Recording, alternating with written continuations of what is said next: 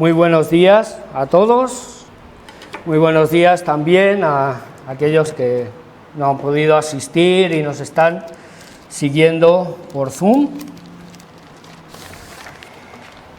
Y me gustaría, en el día de hoy, llevar este mensaje sobre un relato que probablemente nos avergüence a muchos, o que por lo menos debería hacernos reflexionar. Este es un relato que ya en su día avergonzó a Israel, lo que debía haberlo hecho. Este relato nos narra cómo, a través de un gentil, un romano, el Señor Jesucristo enseña a su pueblo cuál es la fe que Él espera de ti y de mí. Bajo este título, La fe de un gentil, podríamos centrarnos en muchos relatos. La historia de cómo la ramera Rahab, que vimos no hace mucho en el culto de oración, donde vamos a través del libro del capítulo 11 del libro a los Hebreos, de cómo Rahab decía, escondió por temor y fe de que el Señor destruiría Jericó a los espías que habían sido mandados por Josué. En cómo Ruth, por fe, sigue a su suegra Noemí hasta Belén de Judea, donde Jehová tenía previsto que conociera a Booz, hijo de Rahab, y que ambos fueran ascendentes del Señor Jesucristo. Pero hoy me gustaría centrarme en intentar sacar una enseñanza de la petición de un centurión romano, un idólatra según su tradición, pero que creyó en el Señor Jesús. Hoy nos moveremos en el capítulo 8 del libro del Evangelio según Mateo y en su paralelo, el capítulo 7, según Lucas. Para ponernos en contexto, iremos primeramente al capítulo 6 del Evangelio según Lucas,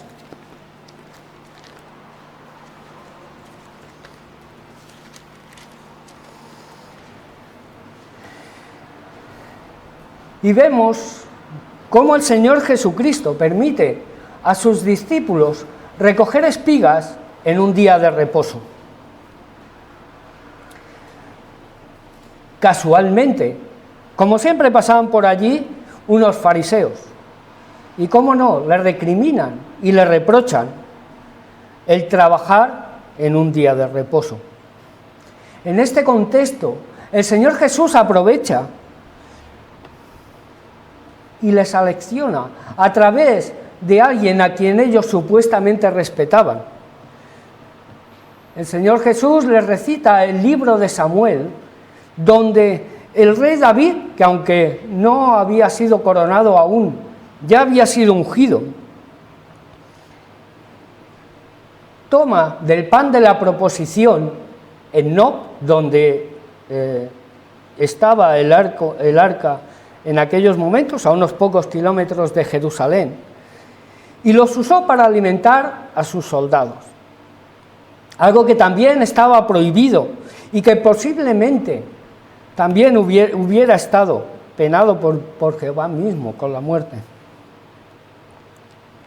También en esto el rey David fue un tipo de Cristo anticipándose a su Señor.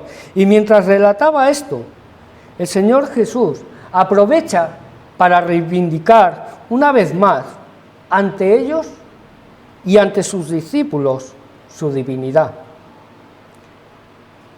Leemos en el versículo 5, y les decía, el Hijo del Hombre es Señor aún del día de reposo.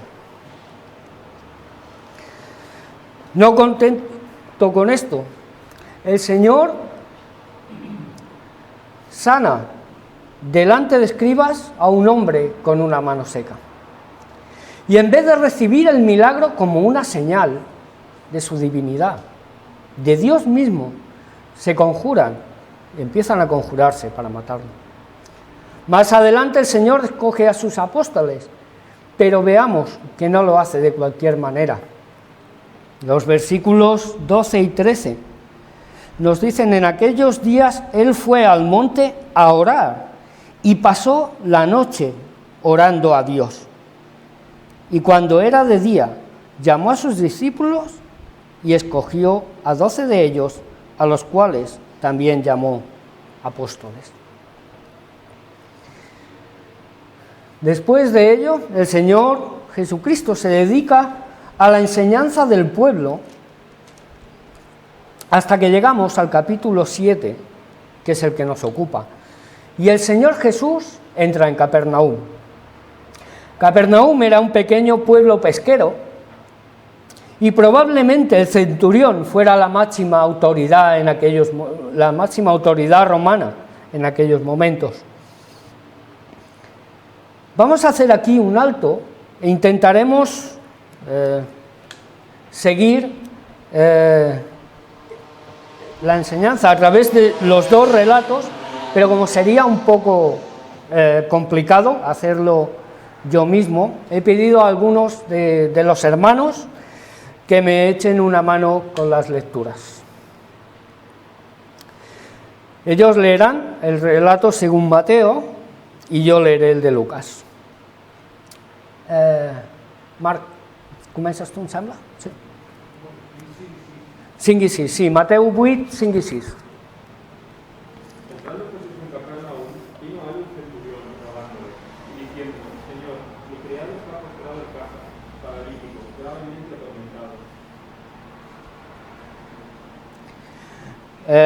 El relato de Lucas empieza diciendo: después que hubo terminado todas las palabras al pueblo que le oía, entró en Capernaum, y el siervo de un centurión, a quien éste quería mucho, estaba enfermo y a punto de morir. Cuando el centurión oyó hablar de Jesús, le envió unos ancianos de los judíos rogándole que viniese y sanase a su siervo. Bien, encontramos aquí lo que pudiese parecer una contradicción, o la primera de las posibles contradicciones, pero en realidad en la palabra de Dios no hay ninguna contradicción. La ley de los dos testigos tenía un doble propósito. La primera es que no se pudiera basar en un solo hombre el testimonio para acusar a otro.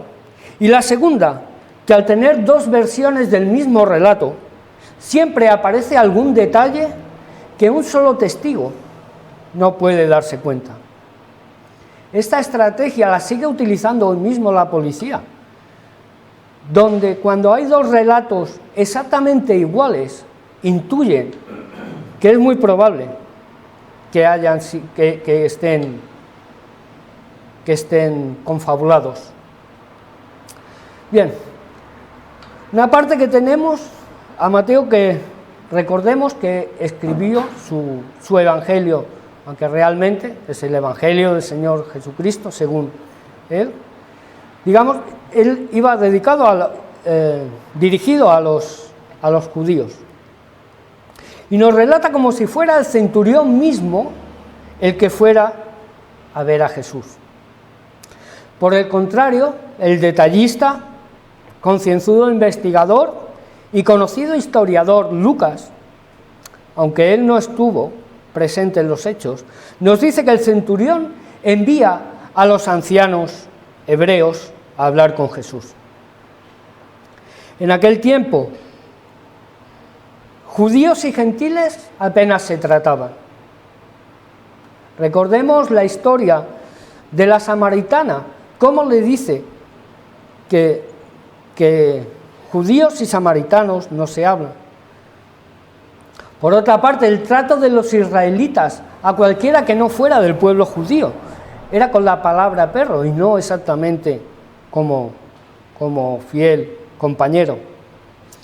Y de ahí también la ilustración de la mujer cananea con la hija endemoniada, que nos explica también Mateo en su capítulo 15, donde hace referencia a los perrillos, a los gentiles, diciendo que estos también tienen derecho a recoger las migajas, la palabra de Dios, en el banquete que había sido servido a Israel.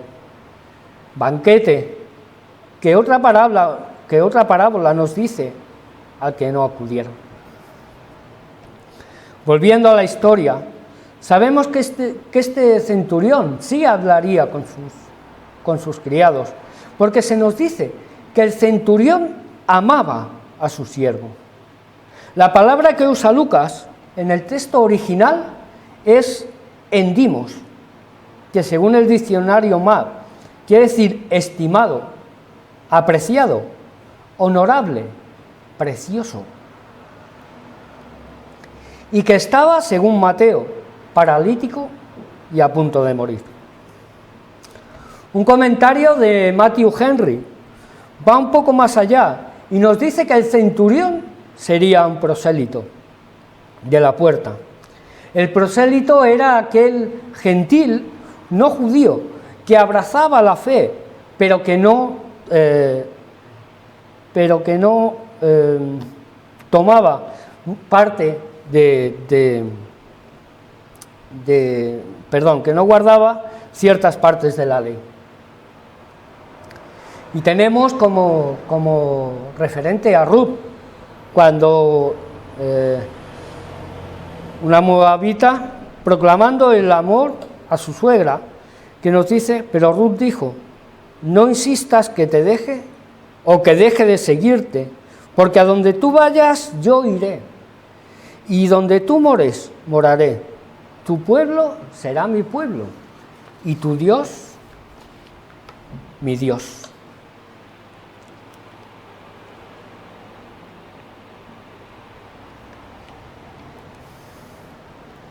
Siguiendo con el relato de Lucas, leemos en los versículos 4 y 5, y ellos vinieron a Jesús y le rogaron con solicitud, diciéndole, es digno de que le concedas esto, porque ama a nuestra nación y nos edificó una sinagoga. El centurión, habiendo oído hablar de los milagros de Jesús, pone su última esperanza en la sanación de su amado criado, pero para evitar un posible rechazo del Mesías, el centurión manda a los principales de la sinagoga para que intercedan, y son los mismos ancianos, o quizás sacerdotes, quienes dan fe delante de Jesús de que quien pide ayuda, pese a ser romano, ama a la nación escogida, que respeta sus tradiciones y que ha construido una sinagoga, probablemente la misma donde ya había enseñado, o lo haría más tarde el mismo Señor Jesucristo, para que sus siervos y el pueblo de Capernaum adorase al Dios vivo, si no lo hacía él mismo. En ese momento el centurión probablemente no era ni mucho menos salvo, pero sí era temeroso de Dios. Y este es un apunte importante, ya que la diferenciación no siempre la hacemos correctamente. Algunos de nuestros conocidos o familiares son temerosos de Dios, pero lamentablemente la gran parte de ellos no son salvos. El ser temeroso de Dios está muy bien y te proporciona un nivel moral aceptable. Y este sería el caso de muchos ortodoxos, de muchos católicos, incluso de muchos musulmanes. Pero para nosotros, como sabemos por la Biblia, solo el haber depositado nuestra confianza personal en el Señor Jesús y tener una relación íntima con Él nos hace salvos por su gracia y misericordia. Todos aquí, o prácticamente todos, conocéis a mi madre. Y ella confiesa abiertamente el que nunca se acuesta sin rezar a Dios. Pero solo ella y el Señor Jesús saben si realmente tiene su fe depositada en Él y si es salva. Y por tanto, hermanos, es obligación nuestra, el primero y más importante, cuidar esa relación personal con el Señor Jesucristo. Y segundo, ayudar al mayor número posible de personas a dar este paso final, trayéndolos no a la iglesia, como predican los curas católicos, sino a los pies de nuestro Señor Jesucristo, a la cruz, donde Él pagó nuestros pecados y la deuda por cada uno de nosotros. El único camino al Padre y a la salvación eterna. Mateo 8:7.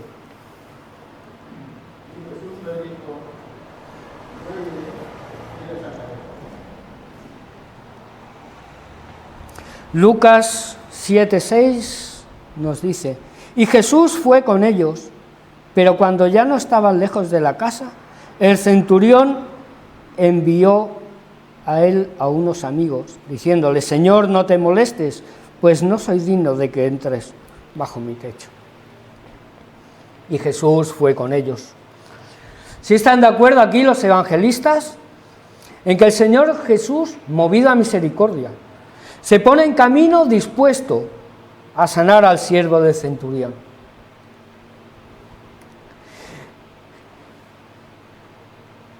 Como nada es casualidad en la Escritura, el Señor Jesucristo sabe que esta sanación está en la voluntad del Padre y sabe que podrá utilizarla para dar una valiosa enseñanza, no solo a sus apóstoles, no solo al pueblo y discípulos, no solo a los escribas y fariseos, sino a Israel entero, y más tarde también a nosotros, su iglesia. Mateo 8:8.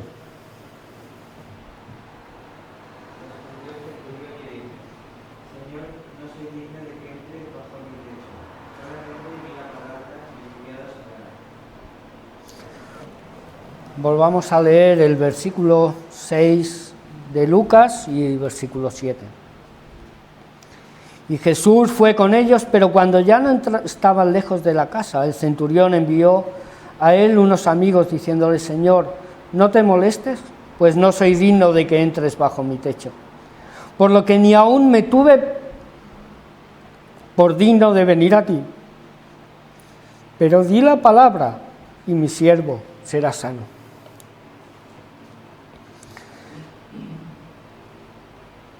En estos versículos, en este versículo del Evangelio según Mateo, encontramos la clave de la enseñanza esta mañana. David, por favor, ¿puedes volver a leerlo?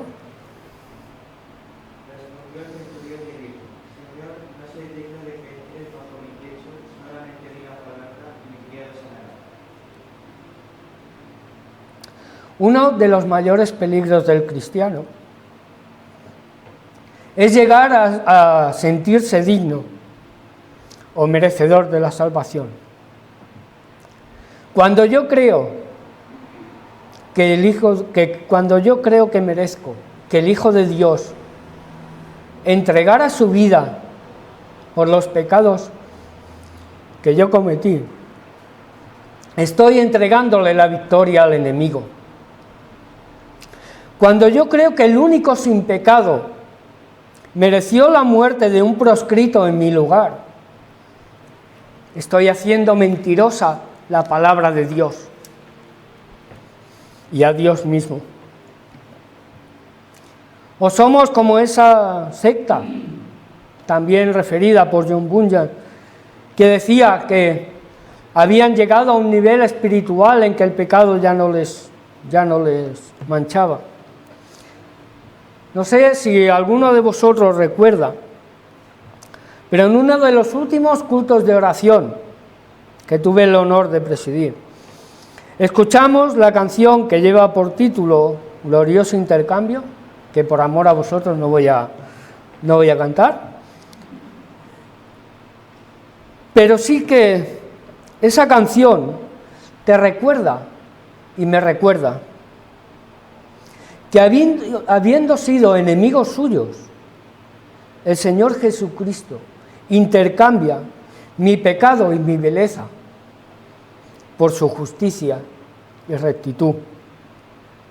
Y vamos a prestar un momento de atención al estribillo, que dice: aleluya, glorioso intercambio, oh cuán gran misterio, que por gracia salvo soy.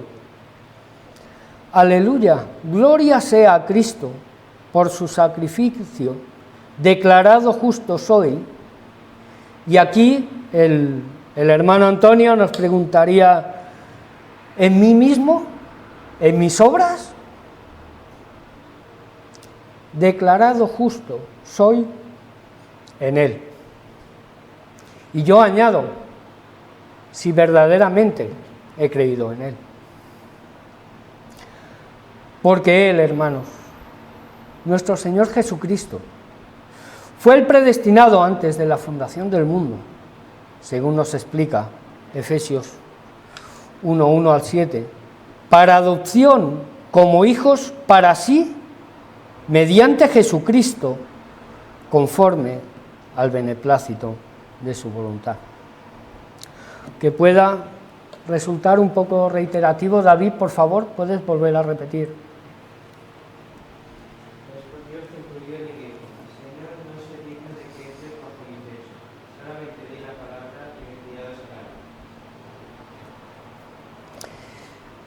En la segunda parte del versículo leemos: solamente di la palabra y mi criado sanará. Y esto, para mí, hermanos, es una maravillosa declaración de fe. ¿Tenemos, tú y yo, esa fe? ¿Seguimos creyendo que el Hijo del Hombre tiene toda la potestad en los cielos, en la tierra y debajo de la tierra? Mateo 8:9. Porque también yo soy hombre bajo autoridad y tengo bajo mis órdenes soldados. Digo a este: ven, va, y al otro: ven, viene, y a mi siervo: haz esto, y lo hace. Que sea prácticamente igual, vamos a leer también el versículo 8 en el Evangelio según Lucas. Dice: porque también yo soy hombre puesto bajo autoridad y tengo soldados bajo mis órdenes, y digo a este: ve, y va, y al otro: ven, y viene, y a mi siervo: haz esto, y lo hace. También yo soy hombre puesto en autoridad. ¿Tenemos claro esto, hermanos? ¿Que estamos bajo autoridad? Seguro que todos en nuestros trabajos tenemos alguna autoridad, estamos bajo alguna autoridad, y también en nuestros matrimonios. Eso es broma. Pero lo que sí es cierto es que todos y cada uno de nosotros hemos decidido voluntariamente estar bajo la autoridad de Cristo. Todos hemos entregado nuestra fe, nuestro cuerpo y todo nuestro ser al que nos compró por precio de sangre. ¿Tenemos esto claro? ¿Respondemos nosotros como siervos cuando Cristo quiere algo de nosotros? Mateo 10 al 12. Perdón, 8, 10 al 12. Al oírlo Jesús se maravilló y dijo a los que le seguían: de cierto os digo que ni aún en Israel he hallado tanta fe. Y os digo que vendrán muchos del oriente y del occidente, y y se sentarán con Abraham, e Isaac y Jacob en el reino de los cielos. Mas los hijos del reino serán echados a las tinieblas de fuera. Allí será el lloro y el crujir de dientes. Gracias. Versículos 9 y 10, según el relato en el capítulo 7 de Lucas. Al oír esto, Jesús se maravilló de él y volviéndose dijo a la gente que le seguía: os digo que ni aun en Israel he hallado tanta fe. Y al regresar a casa, los que habían sido enviados hallaron sano al siervo que había estado enfermo. De cierto os digo que ni en Israel había hallado tanta fe, porque a los suyos fue y los suyos no le recibieron. Y aquí el Señor Jesús anuncia que el Evangelio sería abierto a los gentiles. Pero ¿cuánta fe hallaría hoy el Señor Jesús si viniera por su iglesia? ¿Cuánta fe hallaría hoy el Señor Jesús si viniera por esta iglesia? ¿Cuánta fe encontraría hoy el Señor Jesús si examinara tu corazón o el mío? ¿Nos sorprendería como ladrones en la noche? ¿O seríamos como esas vírgenes que mantenían llenas sus lámparas? Hermano, ¿cuál de las iglesias del Apocalipsis, o más concretamente, en el capítulo 2, acompañadme por favor, capítulo 2 del libro de Apocalipsis, ¿a cuál de las iglesias decía? ¿Te parece si me parezco más?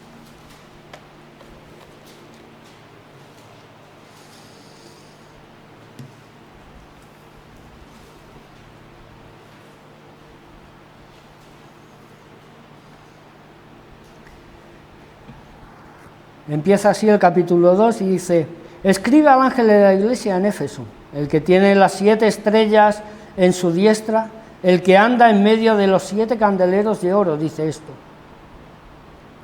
yo conozco tus obras y tu arduo trabajo y tu paciencia, y que no puedes soportar a los malos, y has probado a los que se dicen ser apóstoles y no lo son, y los has hallado mentirosos. Y has sufrido y has tenido paciencia y has trabajado arduamente por amor a mi nombre y no has desmayado. Pero tengo contra ti que has dejado tu primer amor. Recuerda, por tanto, de dónde has caído y arrepiéntete y haz las primeras obras, pues si no, vendré pronto a ti y quitaré tu candelero de su lugar, si no te hubieses arrepentido. Pero tienes esto, que aborreces las obras de los nicolaitas, las cuales yo también aborrezco. El que tiene oído, oiga lo que el Espíritu dice a las iglesias. Versículo 8.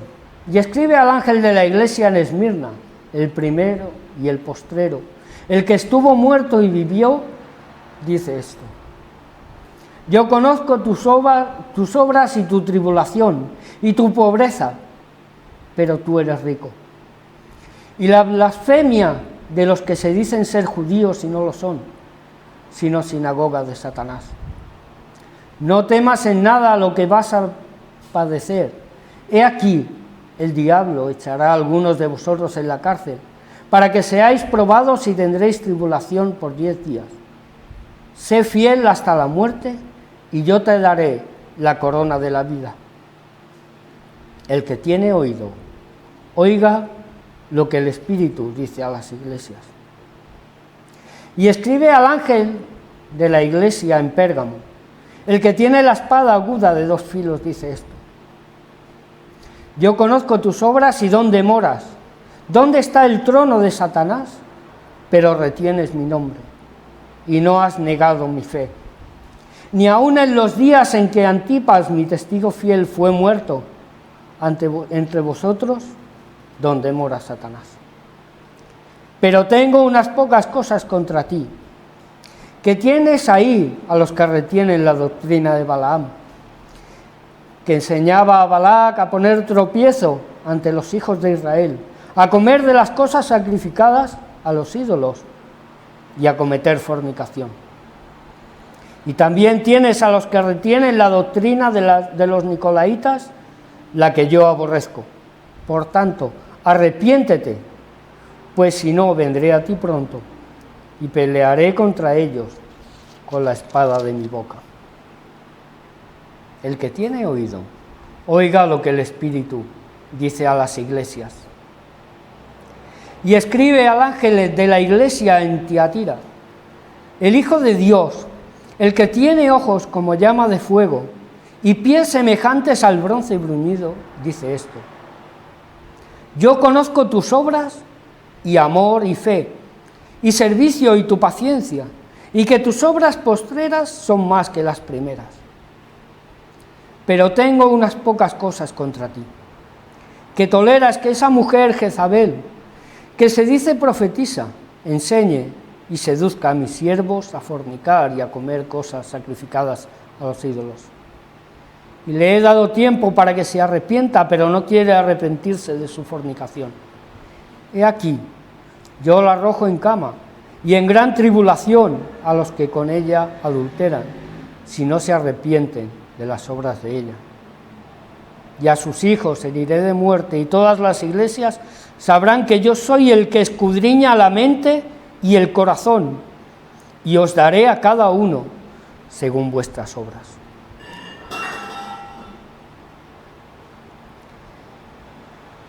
Empezamos el capítulo 3.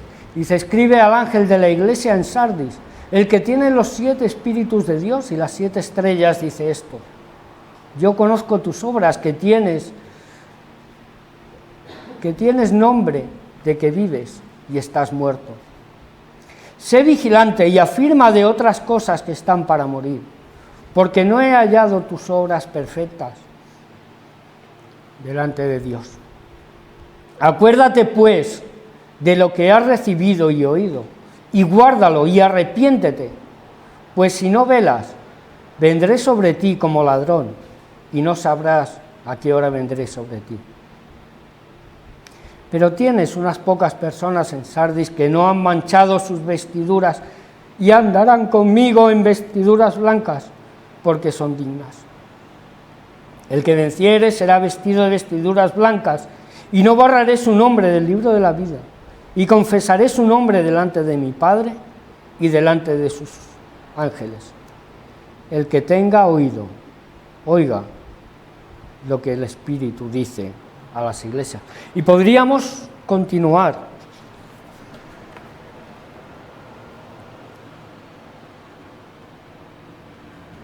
Pero quedémonos con esto: el que tenga oído, oiga y escuche.